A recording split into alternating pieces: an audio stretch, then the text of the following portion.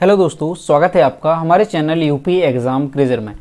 दोस्तों, आज के वीडियो में हम 11 अगस्त से संबंधित उत्तर प्रदेश के सभी एग्ज़ाम्स के लिए मोस्ट इंपॉर्टेंट करंट अफेयर के क्वेश्चंस को डिस्कस करेंगे और हर एक क्वेश्चन से रिलेटेड आपको फैक्ट भी बताएंगे। और वीडियो के अंत में हम आपसे क्वेश्चन भी पूछेंगे जिसका जवाब आपको कमेंट बॉक्स में देना है। और अगर आपको इसकी PDF डाउनलोड करनी है तो इसकी PDF आप हमारे टेलीग्राम ग्रुप से डाउनलोड कर सकते हैं। टेलीग्राम ग्रुप की लिंक आपको वीडियो के डिस्क्रिप्शन में मिल जाएगी। तो चलिए शुरू करते हैं। आज का वीडियो स्टार्ट करने से पहले उत्तर प्रदेश सरकार की 2021 और 2022 में जो प्रमुख योजनाएं शुरू की गई हैं उनको एक बार रिवाइज करेंगे। तो पहली योजना याद रखनी है, एक जिला एक खेल योजना। ये कहाँ से संबंधित है? तो ये हमारे उत्तर प्रदेश से संबंधित है। दस्तक अभियान और संभव पोर्टल ये भी उत्तर प्रदेश से संबंधित है। डॉक्टर से सुनिए पहल ये भी कहाँ से संबंधित है? तो ये भी उत्तर प्रदेश से संबंधित है। दोस्तों, जो एक जिला एक खेल योजना है इसका उद्देश्य क्या है? तो हर एक जिले से एक खेल को जो है प्रोत्साहन दिया जाए, उसे बढ़ावा दिया जाए, उसके लिए एक जिला एक खेल योजना शुरू की गई है। जिस तरह से एक जिला एक उत्पाद योजना थी, उसी के तर्ज पर जो है एक जिला एक खेल योजना शुरू की गई।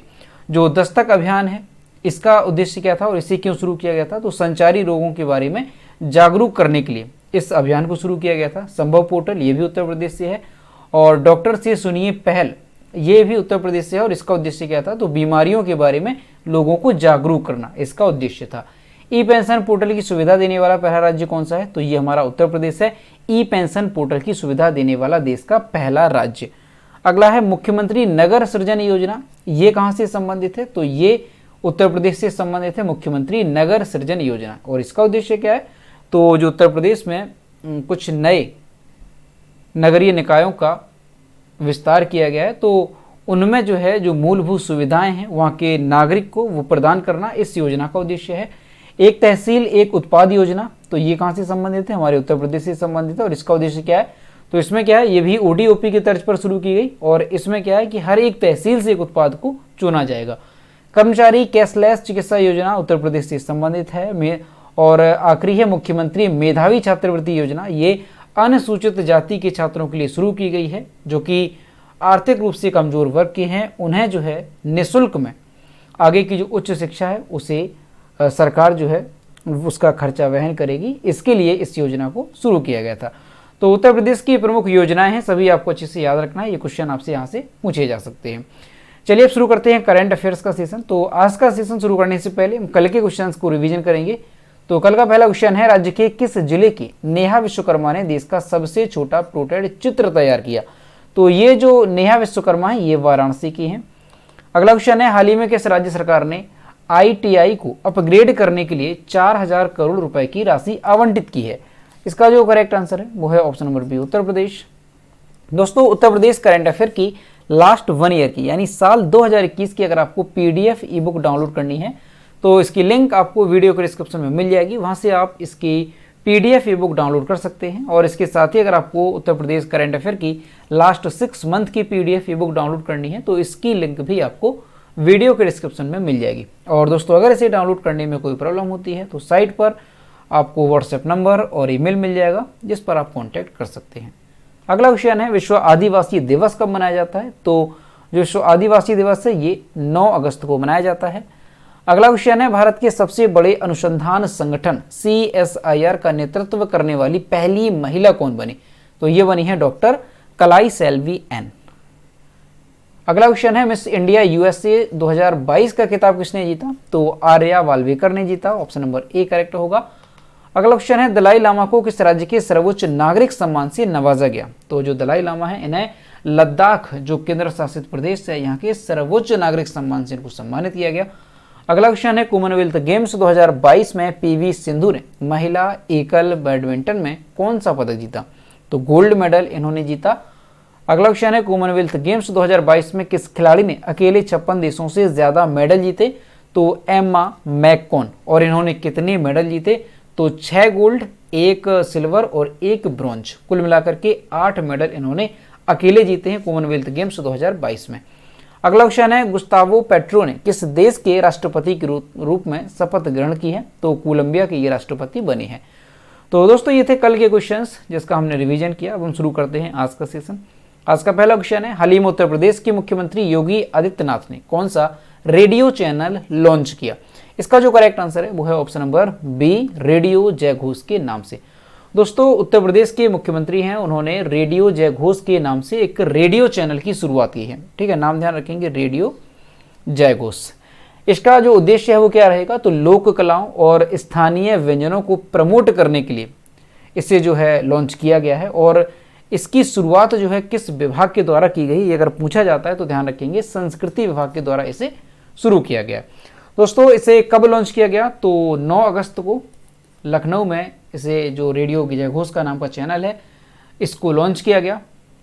दोस्तों आज़ादी के अमृत महोत्सव के तहत जो है कार्यक्रम आयोजित किया गया था और उसी श्रृंखला में काकोरी ट्रेन एक्सीडेंट की वर्षगांठ भी जो है लखनऊ में मंगलवार को यानी कि 9 अगस्त को ये वर्षगांठ थी और उसी अवसर पर जो है एक काकोरी स्मारक पर आयोजित एक कार्यक्रम भी लॉन्च किया मुख्यमंत्री योगी आदित्यनाथ ने और उसी अवसर पर रेडियो जय घोष नाम से जो रेडियो चैनल है इसको भी लॉन्च किया। ठीक है, तो यहाँ से आपको क्या याद रखना है कि अगर पूछा जाता है रेडियो जय घोष नाम से जो रेडियो चैनल है इसे किस राज्य सरकार ने लॉन्च किया, तो ध्यान रखेंगे यहाँ से उत्तर प्रदेश सरकार ने इसे लॉन्च किया। दोस्तों ये जो रेडियो जय घोष है इसके बारे में अगर देखें तो ये जो रेडियो जय घोष नाम का रेडियो चैनल है इसके माध्यम से क्या होगा, तो इसके माध्यम से दैनिक रेडियो कार्यक्रम इसमें आयोजित किए जाएंगे और उसमें किस पर आधारित होंगे, पराक्रम है, शौर्य नगर है, इसमें राज्य के सभी 75 जिलों के लोक गाथाएं भी शामिल होंगी और जो स्वतंत्रता पूर्व और बाद के दोनों जो युग हैं उनके जो बहादुर सैनिक हैं उनके साथ साथ रेडियो जय घोष पर अनसुने नायक भी जो है शामिल होंगे। यानी ये जो रेडियो चैनल है उस पर ये सारी जो कार्यक्रम है वो आयोजित किए जाएंगे। ठीक है, तो ध्यान रखेंगे यहाँ से रेडियो जय घोष ये उत्तर प्रदेश से संबंधित है। अगला क्वेश्चन है, स्वच्छ सर्वेक्षण 2022 में राज्य के किस शहर ने खुले में शौच से मुक्त क्षेत्र के तौर पर बेहतर रैंकिंग प्राप्त की है? इसका जो करेक्ट आंसर है वो है ऑप्शन नंबर ए, यहाँ पर करेक्ट हो जाएगा वाराणसी। दोस्तों जो वाराणसी डिस्ट्रिक्ट है इसने राज्य में उत्तर प्रदेश में जो है खुले में शौच से मुक्त, ध्यान रखेंगे खुले में शौच मुक्त के क्षेत्र में सबसे बेहतर रैंकिंग पाई है। यानी कि खुले में शौच मुक्त के तौर पर अगर देखा जाए तो बनारस जो है ये सबसे बेहतर डिस्ट्रिक्ट के तौर पर ऊपर आया है। दोस्तों जो बनारस है इसने ODF++ श्रेणी ODF++ श्रेणी के में जो है अपना नाम बरकरार रखा है और साल 2020 में बनारस को पहली बार ये रैंकिंग मिली थी, इसके बाद 2021 और इसके बाद 2022, तो ये जो रैंकिंग है वो बनारस को ही मिलती है पहले स्थान की। दोस्तों ये जो रैंकिंग है किसके द्वारा जारी की गई, तो वो भी ध्यान रखेंगे, शहरी विकास मंत्रालय की ओर से इस रैंकिंग को जारी किया गया था। कौन सी रैंकिंग है, तो स्वच्छ सर्वेक्षण 2022 की जो खुले में शौच से मुक्त रैंकिंग है उस पर ये आधारित है। दोस्तों ये जो खुले में शौच मुक्त की रैंकिंग जारी की गई है तो इसके लिए मई जून 2022 में जो मंत्रालय की एक टीम गठित की गई थी उसने शहर में सर्वेक्षण किया था और उसी के आधार पर ये रैंकिंग जारी की गई है। ठीक, तो यहाँ से आपको समझ आया होगा कि ये कौन सी रैंक है, तो खुले में शौच से मुक्त में कौन सा जिला जो है शीर्ष पर है, तो ये है हमारा बनारस और ये लगातार साल 2020 से पहले स्थान पर बना हुआ है। दोस्तों ODF++ की श्रेणी में बनारस ने अपना नाम जो है बरकरार रखा। तो ODF इसका फुल फॉर्म ध्यान रखेंगे क्या होता है, ओपन डेफिकेशन फ्री इसका फुल फॉर्म होता है। इसका हिंदी में अर्थ क्या होता है, तो खुले में शौच मुक्त इसका अर्थ होता है। तो ध्यान रखेंगे आप, खुले में शौच से मुक्त के क्षेत्र में सबसे बेहतर रैंकिंग उत्तर प्रदेश में किस जिले को मिली, तो ये मिली है बनारस को। अगला क्वेश्चन है, उत्तर प्रदेश का मनरेगा श्रमिक परिवारों को 100 दिन काम देने में देश में कौन सा स्थान है? इसका जो करेक्ट आंसर है वो है ऑप्शन नंबर ए, पहला स्थान। दोस्तों मनरेगा के तहत रोजगार देने के मामले में अगर देखा जाए तो जो उत्तर प्रदेश है ये देश में पहले स्थान पर है मनरेगा के तहत रोजगार देने के मामले में, और लगातार उत्तर प्रदेश के नाम पर ये जो रिकॉर्ड है वो बन रहा है। दोस्तों चालू वित्तीय वर्ष की अगर बात की जाए तो पहले 4 महीने में प्रदेश में 34,502 परिवारों को मनरेगा के तहत 100 दिन काम दिए जाने का रिकॉर्ड बना है। वहीं दूसरे नंबर पर अगर देखा जाए तो कौन सा राज्य है, तो दूसरे नंबर पर है आंध्र प्रदेश, और जहां पर 19,908 परिवारों को 100 दिन काम दिया जा सका है। ठीक है, तो यहाँ से आपको याद रखना है कि देश भर में मनरेगा के तहत 100 दिन का रोजगार देने का जो रिकॉर्ड है वो किसके नाम पर है, वो है उत्तर प्रदेश के नाम पर यानी कि सबसे ज़्यादा परिवारों को रोजगार देने का रिकॉर्ड। जहां पर उत्तर प्रदेश की बात की जाए तो 34,502 परिवारों को जो है 100 दिन का काम दिया गया, और दूसरे नंबर पर है आंध्र प्रदेश जहां पर 19,908 परिवारों को 100 दिन का काम दिया गया। ठीक, तो यहां से याद रखेंगे, अगर पूछा जाए कि मनरेगा के तहत रोजगार देने के मामले में कौन सा राज्य जो है ये शीर्ष पर है, तो ये हमारा उत्तर प्रदेश शीर्ष पर है, और इसके बाद आता है आंध्र प्रदेश। अगर आपसे ये भी पूछ लिया है कि लगभग कितने परिवारों को रोजगार दिया गया 100 दिन का, तो 34,502, और ये आपका आंध्र प्रदेश 19,908। अगला क्वेश्चन है, हाल ही में बिहार के नए मुख्यमंत्री के रूप में किसने शपथ ग्रहण की है? तो इसका जो करेक्ट आंसर है वो है option number A, Nitish Kumar ने। दोस्तों, हाल ही में जो नीतीश कुमार है ये बिहार के मुख्यमंत्री थे, और इनका जो नीतीश कुमार है ये भारतीय जनता पार्टी यानी बीजेपी से इनका गठबंधन था, और उसी के तहत ये बिहार के सीएम बने थे। लेकिन अभी क्या हुआ कि जो नीतीश कुमार है इन्होंने बीजेपी से गठबंधन को खत्म किया, और जो आरजेडी है, जो आरजेडी के नेता है तेजस्वी यादव, तो इनकी पार्टी से इन्होंने गठबंधन किया, और इसके साथ ही ये जो है फिर से बिहार के मुख्यमंत्री बन गए हैं, और ये 8वीं बार बिहार के मुख्यमंत्री बने हैं। ठीक, तो ये बात ध्यान रखेंगे। और बिहार के जो ये आरजेडी के नेता हैं तेजस्वी यादव, ये बिहार के डिप्टी सीएम के रूप में इन्होंने शपथ ली है। ठीक, तो ये चीज़ यहाँ पर क्लियर हुई कि जो नीतीश कुमार है इन्होंने बीजेपी से गठबंधन को खत्म किया, और आरजेडी के साथ इन्होंने गठबंधन किया, और एक बार फिर से इन्होंने बिहार में सरकार बना ली है, और ये 8वीं बार बिहार के मुख्यमंत्री बन गए हैं। ठीक, तो ध्यान रखेंगे बिहार के मुख्यमंत्री कौन बन गए हैं, तो पहले से ही नीतीश कुमार थे और फिर से ये बिहार के मुख्यमंत्री बन गए हैं। यहाँ पर आप इनकी इमेज देख सकते हैं, ये है नीतीश कुमार जो कि बिहार के फिर से मुख्यमंत्री बने, और ये हैं आरजेडी के नेता तेजस्वी यादव जो कि डिप्टी सीएम बने हैं बिहार के। अगला क्वेश्चन है, हाल ही में सेरेना विलियम्स ने संन्यास का ऐलान किया, ये किस खेल से संबंधित है? तो जो सेरेना विलियम्स हैं ये कहाँ से किस खेल से संबंधित है? ध्यान रखेंगे टेनिस से। ऑप्शन नंबर 20 का करेक्ट होगा, और यहाँ पर आप इनकी इमेज देख सकते हैं। दोस्तों, जो सेरेना विलियम्स हैं इनका नाम जो है वेरी इंपॉर्टेंट है। क्यों? क्योंकि ये जो सेरेना विलियम्स हैं ये टेनिस स्टार हैं दुनिया भर में। इन्होंने 23 बार ग्रैंड स्लैम का खिताब जीता, 23 बार की ये ग्रैंड स्लैम की चैंपियन रही, और अभी इन्होंने जो है संन्यास की घोषणा कर दी है। और दोस्तों, ये जो सेरेना विलियम्स हैं इन्होंने अपने रिटायरमेंट की जो घोषणा है वो इंस्टाग्राम पर पोस्ट शेयर की है, और ऐसा कब किया इन्होंने? तो वोग के सितंबर अंक के कवर पर आने के बाद इन्होंने ये अपने रिटायरमेंट की घोषणा की है। दोस्तों, सेरेना विलियम्स ने बताया कि वह साल के अंतिम जो ग्रैंड स्लैम है टूर्नामेंट यूएस ओपन, इसके बाद जो है ये टेनिस को अलविदा कहने वाली है, यानी ये इनका आखिरी ग्रैंड स्लैम टूर्नामेंट रहेगा। कौन सा? US open. सेरेना विलियम्स ये 23 बार ग्रैंड स्लैम का खिताब अपने नाम पर कर चुकी हैं, तो इनका नाम जो है वेरी इंपॉर्टेंट रहेगा, आने वाले एग्जाम में आपसे पूछा जा सकता है। तो अच्छे से याद रखेंगे कि ये जो सेरेना विलियम्स हैं ये किस खेल से संबंधित है? ये टेनिस से संबंधित है, और हाल ही में इन्होंने अपने रिटायरमेंट की घोषणा की है। दोस्तों, इन्होंने 23 बार ग्रैंड स्लैम चैंपियंस रही है। तो कब कब ये चैंपियन रही तो वो आपको याद रखना है यहाँ से।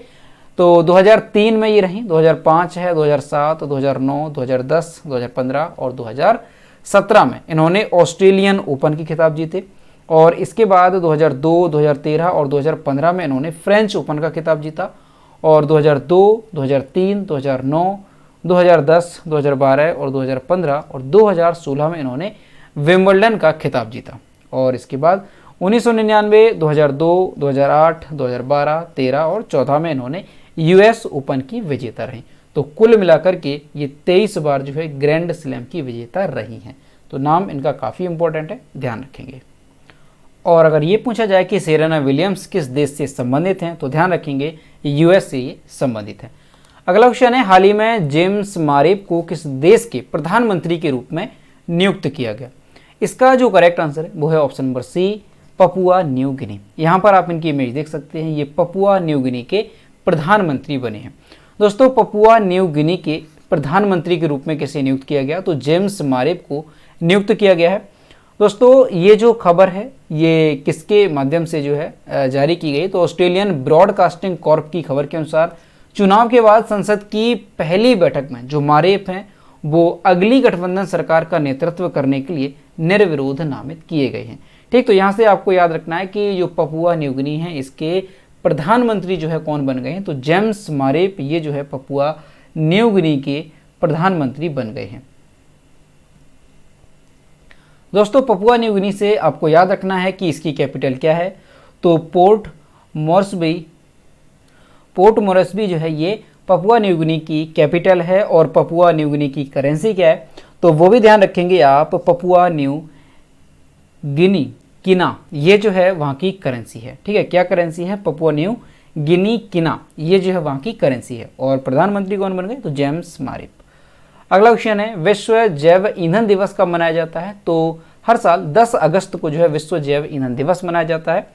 दोस्तों हर साल 10 अगस्त को विश्व जैव ईंधन दिवस मनाया जाता है, यानी कि वर्ल्ड बायोफ्यूल डे। दोस्तों ये किस मंत्रालय के द्वारा मनाया जाता है, तो पेट्रोलियम और प्राकृतिक गैस मंत्रालय के द्वारा ये दिवस मनाया जाता है।